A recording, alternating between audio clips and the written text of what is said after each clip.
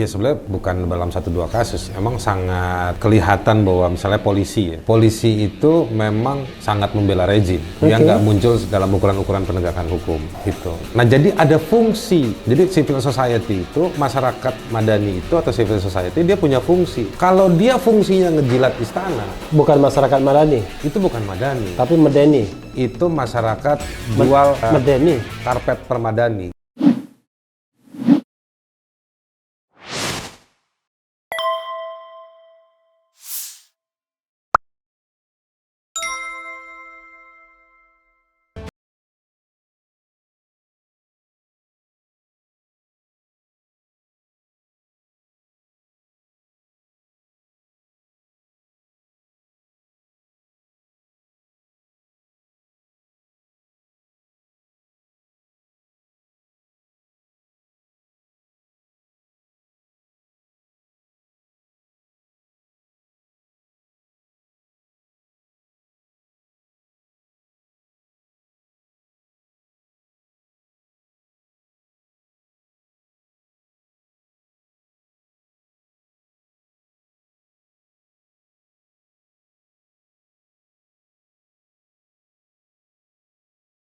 Ya sebenarnya bukan dalam satu dua kasus, emang sangat kelihatan bahwa misalnya polisi itu memang sangat membela rejim, dia nggak muncul dalam ukuran-ukuran penegakan hukum gitu. Nah nanti saya ingin tanya nih, konsep tata negaranya lumayan tuh. Oke, silakan. Nah itu ke sana. Tapi memang kalau dilihat dalam sejarahnya, di zamannya Megawati memang polisi itu banyak diakomodir. Di zaman SBY tentara yang banyak diakomodir. Nah sekarang balik ke oposisinya SBY, PDIP banyak mengakomodir polisi lagi.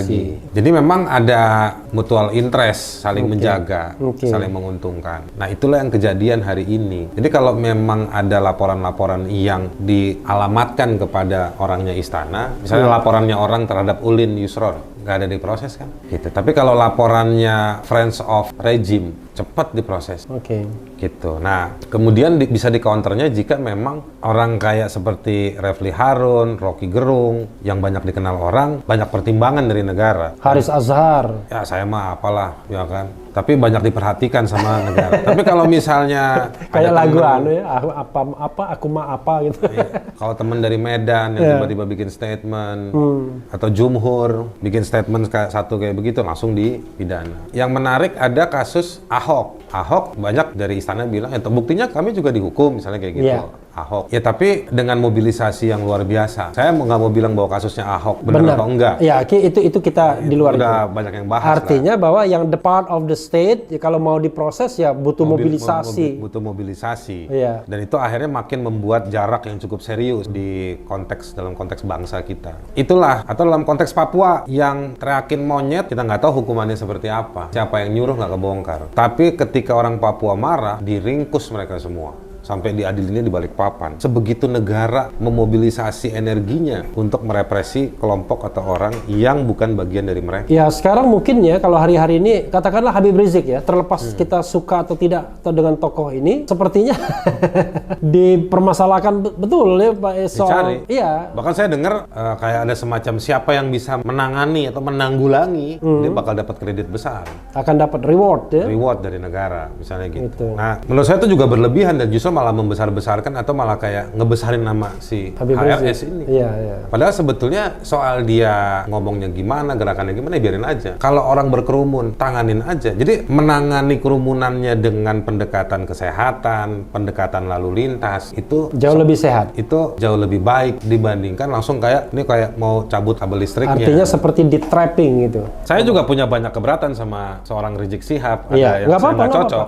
Tapi menurut saya dengan treatment yang berlebihan juga menurut saya kok aneh gitu ya. Aneh. Iya, lalu apa rekomendasi Anda, Bung? Kalau tadi kan rekomendasi untuk negara ya, rekomendasi untuk civil society agar begini, sebenarnya ada dua jenis ya civil society-nya. Civil society yang memang digunakan oleh negara. Itu bukan civil society. Apa namanya? Itu GONGOS, government NGOs. Oh, GONGOS ya. Itu LS apa? Jadi saya baru dengar itu long time ago ya. Saya rasanya mendengar ini terakhir kali tahun 2006 GONGOS. Saya punya teman di orang Korea. Dia ngajar di jurusan S2 soal masyarakat sipil. Jadi dia punya istilah-istilah, ada lagi Mango. Mango. Mangoes. Mangoes apa Mango? My own NGOs. Oh.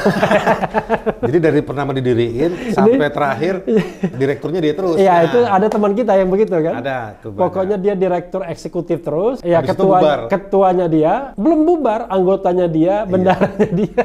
Nah, itu Mango, my own Ada NGO. teman saya dari Pakistan yang dibilang begini, katanya di Pakistan itu setiap orang itu punya NGO, punya LSM, punya NGO. Saya langsung bercanda sama dia, saya tahu nih Pak jumlah penduduk negara Anda, gimana tahu caranya? Boleh tahu nggak berapa jumlah NGO? Iya benar. Di situ dikaliin berapa nanti. Nah jadi apa namanya tadi tuh soal civil society. Iya, iya. Kalau dia melekat pada negara, dia bukan civil society. Oke, dia justru kita harus masukkan keranjangkan dia bagian state interest ya. Iya. Jadi dia bagian Ini dari ini juga nih jasanya salah satunya almarhum Nurholis Majid. Waktu kita 98, ya. kan ada diskusi soal civil society. Lalu Cak Nur waktu itu banyak bikin paper mendidik kita waktu itu Oke. dengan istilah masyarakat madani. Iya. Dia kan ahli sejarah Islam. Jadi Iya. dia bongkar itu dari soal bagaimana sejarah masyarakat di Yazrib, di Madinah. Yatsrib, ya, Madinah. Bagaimana madani itu Saya artinya agak terharu nih seorang Haris Azhar gitu bicara Yatsrib, Madinah. saya dulu Walaupun mengutip S4-nya di sono. Oh, sempat. Walaupun mengutip Nurholis. Jadi dia pakai konsep bagaimana misalnya dulu Muhammad waktu di Rasulullah Yazrib. Muhammad, Nabi Iya, Muhammad, iya. ya. Ini kan yang nonton kan bukan orang Islam aja. Ya kan tetap Nabi dia. Iya. Nah, jadi bagaimana Muhammad ketika dia masuk itu di Yazrib itu masyarakatnya welcome. Iya. Masyarakatnya protektif. Yang ada di balik pintu itu urusan saya, meskipun itu musuh kamu, ya kan. Nah, dari sejarah-sejarah itu terus ketika misalnya Nabi sudah mulai berkuasa, lalu dia maafkan itu Iya. banyak musuh-musuhnya. Iya. Itu punya prinsip semua. Nah, itu semua yang dijelaskan ketika mengkonstruksikan civil society Iya. oleh Cak Nur, pakai pendekatan masyarakat madani. Nah, jadi ada fungsi. Jadi civil society itu, masyarakat madani itu atau civil society, dia punya fungsi. Kalau dia fungsinya ngejilat istana, Bukan masyarakat Madani, itu bukan madani. tapi Medeni. Itu masyarakat jual Medeni. karpet permadani. Jadi lagi dagang dia. Dia lagi dagang aja. Dia bukan merepresentasikan soal prinsip-prinsip masyarakat. Dagang kuda ya, horse trading. Ya, enggak lah. Enggak lah. Hewan yang lain lah. Hewan yang lain. Ya. Loncat-loncat barangkali. Loncat-loncat.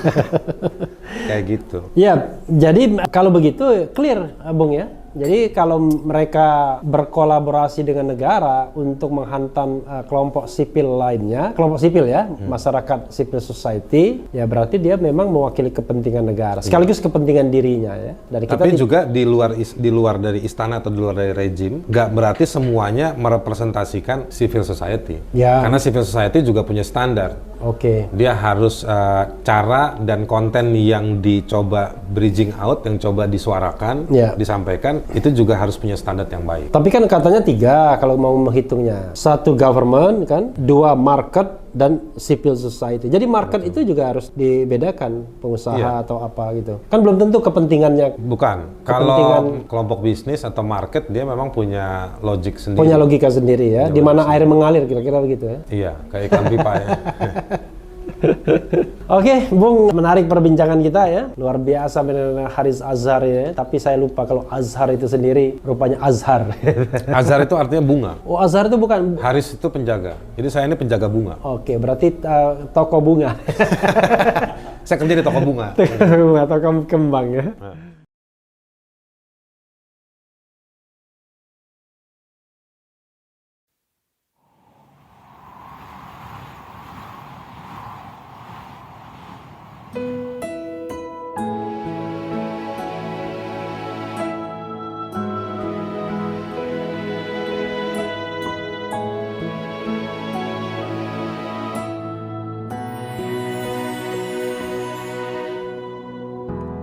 Ketika matahari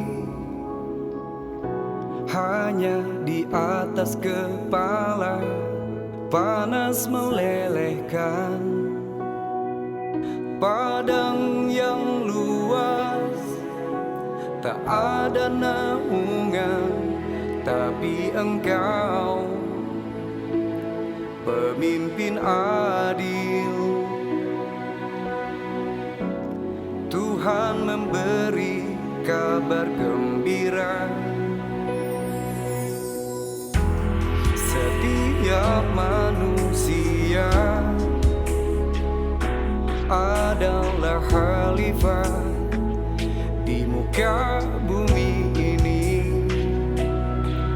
Tapi engkau khalifah dari khalifah, kau dinaungi, kau diselamatkan.